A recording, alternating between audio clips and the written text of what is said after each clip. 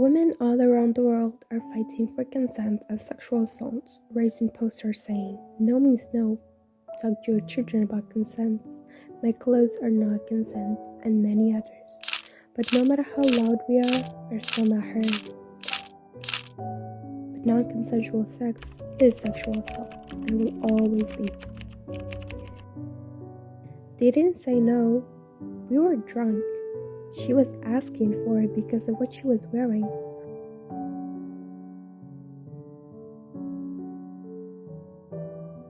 Well, we all heard these lines that blurs facts around sexual consent, but when it comes to consent, it's pretty simple to understand. Consent is freely given, knowledgeable, and informed agreement, where rather than looking for a no, make sure there is a clear and active yes.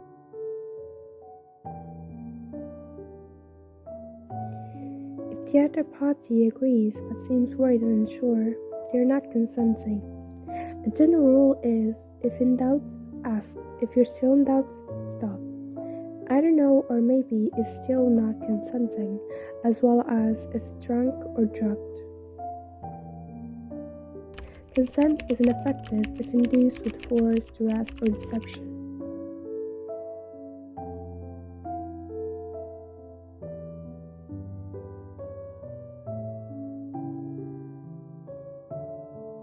Consent is only knowledge if both of the parties are aware of all the facts about the act. If not, then it's not consensual. For example, lied about the action, it's fraud in the factum, and when lied about the actor, it's fraud in the inducement. In some cases, yes could actually mean no, and the party is entitled to consent to one act but not the other, and it could be changed at any time. Deceiving and converting someone's no to a yes by coercion is ineffective consent. Stories of coercion are always been seen in movies and books or even in real life, and it could be seen in the Greek mythology. When the goddess Hera initially turned down Zeus' marriage proposal, so he disguises himself as a bird at her window, and when she lets him in, he rapes her, and then she accepts his marriage proposal.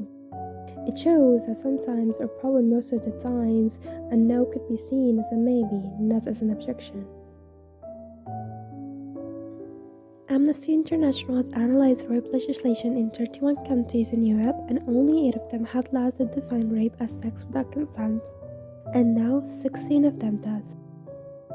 The others instead define rape by other measures, such as whatever violence or the threat of violence was used. Anyone, regardless of their gender, can be a victim of rape.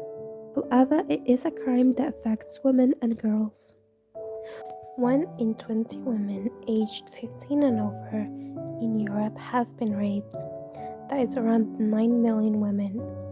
1 in 10 women aged 15 and over in Europe have experienced some form of sexual violence.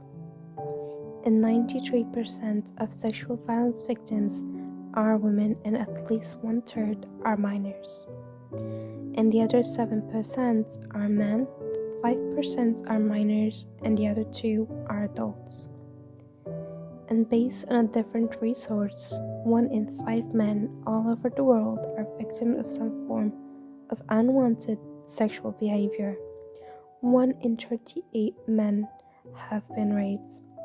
An important point is consent is not free and full if a party is underage. A 14 to 16 years old, consent is ineffective in most European countries. But in Japan, it's different. The consent age was 13. 性的合意について誰もが被害者・加害者になってしまう可能性があるからこそ、お互いのしたいという積極的な思想を確認し合い、常に性的同意を取ることが必要です。望まない性的経験によって傷ついたり、誰かを傷つけることなく快適な生活を送るためにも、性的同意について考え、理解することが大切です。日本の法務省によると、性的行為に同意できるとみなす性交同意年齢が13歳から16歳への引き上げも2023年7月13日執行で、16歳未満への行為は処罰される年齢が近い者同士の行為は罰せず、13歳から15歳は5歳以上年上なら相手が処罰対象になります。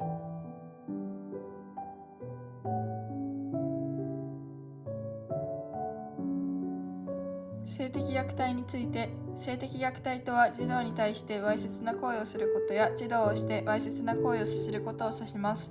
日本では児童虐待防止等に関する法律児童虐待防止法が2000年5月に成立し、第2条で児童にわいせつな行為をすることまたは児童をしてわいせつな行為をさせることとして性的虐待を定義しています。虐待や性的虐待が疑われるケースを発見した場合、主に児童相談所または自治体の窓口に連絡することになります。児童福祉法や児童虐待防止法、強制わいせつ罪など性暴力への法律はたくさん存在します。